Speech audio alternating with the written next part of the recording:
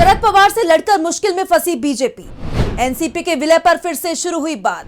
शरद पवार से मिले अजीत के दोनों बेटे। राज्यसभा चुनाव से पहले बदल जाएगा विधानसभा का गणित। अजीत पवार के जाने के बाद से ही महाराष्ट्र की सियासत में सवाल उठ रहे हैं कि उनकी आखिरी इच्छा का क्या होगा।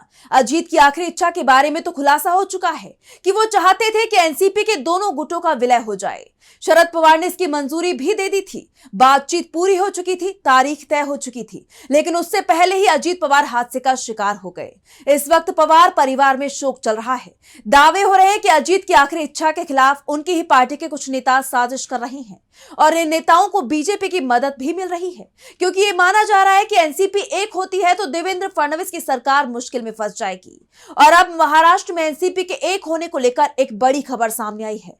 शरद पवार एक बार फिर से सक्रिय हो गए हैं। पवार की सक्रियता ने कैसे बीजेपी की नींद उड़ा दी है, आज इसी पर हम अपनी स्पेशल रिपोर्ट में करेंगे बात। नमस्कार, मैं आंचल। एनसीपी के दो नेता, पहले पार्टी के राष्ट्रीय कार्यकारी अध्यक्ष प्रफुल्ल पटेल और दूसरे प्रदेश अध्यक्ष सुनील तटकरे संकट में दिखाई दे रही हैं, क्योंकि इन दोनों की कुर्सी पर ही संकट है। इन नेताओं की वफादारी अपनी पार्टी की जगह बीजेपी के प्रति ज्यादा दिखाई दे रही है, क्योंकि एनसीपी के विलय पर जिस तरह से सुनील तटकरे और प्रफुल्ल पटेल के बयान सामने आए हैं, उससे पवार परिवार में नाराजगी दिखाई दे रही है। क्योंकि अजीत पवार और शरद पवार के बीच क्या बातचीत हो रही थी, उसके बारे में गलत बयान देने के आरोप पटेल और तटकरे पर लग रहे हैं।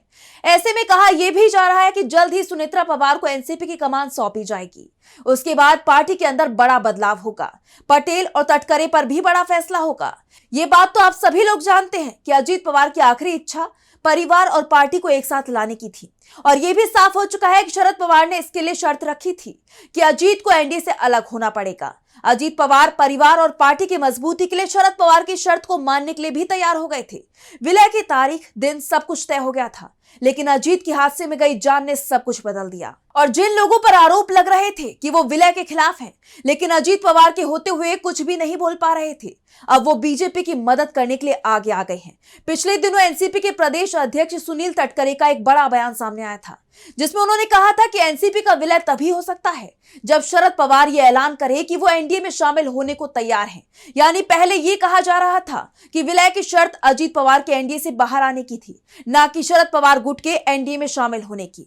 इस बीच शरद पवार इस मुद्दे पर चुप्पी साधे हुए हैं। उन्होंने साफ कर दिया है कि इस वक्त किसी भी राजनीतिक फैसले पर वो कोई भी सार्वजनिक चर्चा नहीं कर रही हैं। उनकी कोशिश अभी परिवार की एकजुटता बनाए रखना है। पवार ने यह भी साफ कर दिया कि पार्टी से बाहर के लोगों को इस मुद्दे पर बोलने का ना कोई अधिकार है और ना ही इसकी जरूरत है, खास तौर पर देवेंद्र फडणवीस को, जो ऐलान कर रहे हैं कि एनसीपी के विलय की कोई बात नहीं हुई।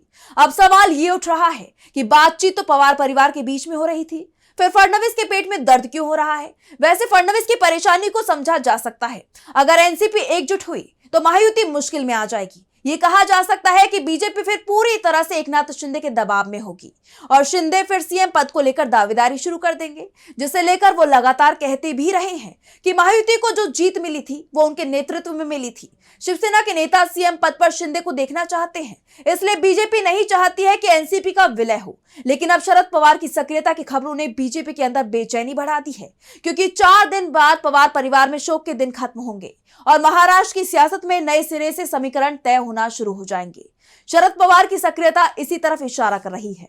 दरअसल शरद पवार अपनी पत्नी प्रतिभा पवार के साथ बारामती पहुंचे थे। यहां वो अपने भतीजे पूर्व डिप्टी सीएम अजीत पवार के घर सहयोग सोसाइटी पहुंचे, अजीत पवार को श्रद्धांजलि दी।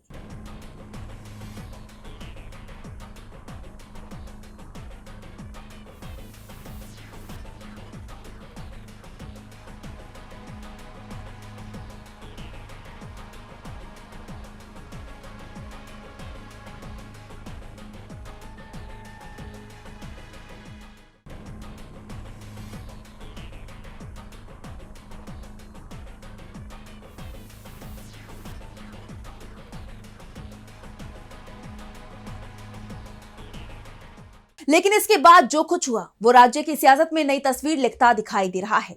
विद्या प्रतिष्ठान के परिसर में शरद पवार की मुलाकात अजीत के दोनों बेटों पार्थ और जय पवार के साथ हुई। सबसे बड़ी बात तो यह है कि इस बैठक के बारे में किसी को पहले कोई खबर तक नहीं दी गई थी। बैठक करीब 1.5 घंटे तक चली। इसमें क्या बातचीत हुई इसके बारे में भी मीडिया को कोई जानकारी नहीं दी गई है। यहां तक कि एनसीपी के बड़े नेताओं को भी इस बैठक के बारे में कोई जानकारी नहीं है। इसके बाद ये कहा जा रहा है कि विलय को लेकर जो बातचीत पहले से चल रही थी उसे आगे बढ़ाया जा रहा है। महाराष्ट्र में 7 फरवरी को जिला परिषद के चुनाव के बाद एक बार फिर से विलय की तारीख तय हो सकती है। जिला परिषद के चुनाव में एनसीपी के दोनों गुट कई जगह मिलकर चुनाव लड़ रही हैं। वैसे ये सवाल भी उठ रहे हैं कि अगर एनसीपी का आपस में विलय होता है तो सुनेत्रा पवार क्या फडणवीस सरकार से इस्तीफा देंगी?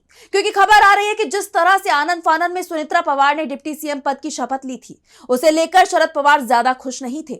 उन्होंने इसे एनसीपी के नेताओं का फैसला बता दिया था। यहां तक कह दिया था कि उन्हें इसके बारे में कोई जानकारी नहीं है। और अब जिस तरह से शरद पवार ने फिर से एनसीपी की कमान संभालने के संकेत दिए हैं, उसके बाद यह तय माना जा रहा है कि सुनेत्रा महाराष्ट्र सरकार से अलग हो सकती हैं। इसके संकेत मिलना शुरू हो गए हैं। दरअसल महाराष्ट्र के सीएम देवेंद्र फडणवीस ने जिस तरह से सुनेत्रा पवार को वित्त मंत्रालय देने से इनकार किया है, उसके बाद से एनसीपी के अंदर भी गुस्सा दिखाई दे रहा है। क्योंकि एनसीपी के नेता ये मानकर चल रहे थे कि जो विभाग अजीत पवार के पास थे वो सभी सुनेत्रा पवार को मिलेंगे, और अगर कुछ विभाग वो संभालने से इनकार करती है तो वो एनसीपी के ही किसी दूसरे मंत्री को सौंपे जाएंगे। लेकिन फडणवीस ने सबसे भारी भरकम समझे जाने वाले वित्त मंत्रालय पर खुद ही कब्जा कर लिया, जिससे सुनेत्रा पवार के साथ ही एनसीपी के दूसरे नेता भी नाराज हैं। शरद पवार तो खैर शुरुआत से ही सुनेत्रा के सरकार में शामिल होने से नाराज दिखाई दे रहे थे।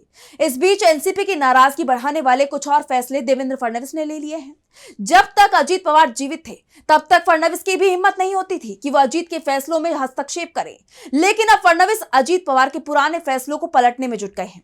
फडणवीस ने राज्य के सरकारी विभागों में हो रही मनमानी और अनावश्यक खरीदारी का हवाला देते हुए दर्जन भर खरीदार के निर्णय पर रोक लगा दी है। जो फैसले अजीत पवार ने लिए थे उनको रद्द कर दिया है। वित्त विभाग संभालने के बाद अब फडणवीस नए सिरे से टेंडर जारी करने की तैयारी में है। उन्होंने वित्त विभाग को निर्देश दिया है कि 15 फरवरी से किसी भी प्रकार के खरीद प्रस्ताव को स्वीकृति नहीं दी जाएगी, ना ही टेंडर जारी किए जाएंगे, भले ही उन्हें पहले से ही मंजूरी क्यों ना मिल गई हो। इस प्रतिबंध के अंतर्गत फर्नीचर की मरम्मत, ड्राइवर, मशीन, कंप्यूटर, उपकरण, स्पेयर पार्ट्स, कार्यालय किराए पर लेना, सेमिनार, कार्यशालाओं के आयोजन सहित दूसरे मदों पर होने वाला खर्च शामिल है। इसके अलावा अजीत पवार के लिए गए फैसलों की समीक्षा की जा रही है। नए सिरे से योजनाएं तैयार की जा रही हैं, जो उन खबरों पर भी विराम लगा रहा है जिसमें दावे किए जा रहे थे कि बजट सत्र के बाद वित्त विभाग सुनेत्रा पवार को सौंप दिया जाएगा। लेकिन जिस तरह से वित्त मंत्रालय को लेकर फडणवीस फैसले ले रही हैं, उसके बाद कहा जा रहा है कि जिस तरह से वो गृह मंत्रालय संभाले हुए हैं, उसी तरह से वित्त मंत्रालय भी वो अपने ही पास रखेंगे। वित्त विभाग एनसीपी से छीने जाने के बाद अब एनसीपी के पास कम महत्व वाले विभाग ही बचे हैं, जिसके चलते अजीत पवार के परिवार में भी चिंता दिख रही है। इस पूरे मामले में जिस तरह से पवार परिवार ने चुप्पी साध ली है, उसे किसी बड़े तूफान का संकेत माना जा रहा है, और इस तूफान में देवेंद्र फडणवीस की कुर्सी भी जा सकती है। ऐसे में आने वाले दिनों में महाराष्ट्र की सियासत में बड़ा तूफान आने वाला है। तूफान से पहले शरद पवार ने जो खामोशी ओढ़ रखी है, उससे फडणवीस सरकार और बीजेपी के अंदर बेचैनी दिखाई दे रही है, क्योंकि तूफान अब कभी भी आ सकता है। तो फिलहाल हमारी स्पेशल रिपोर्ट में बस इतना ही। वीडियो पसंद आए तो लाइक करें, साथ ही हमारे चैनल को सब्सक्राइब करें। नमस्कार।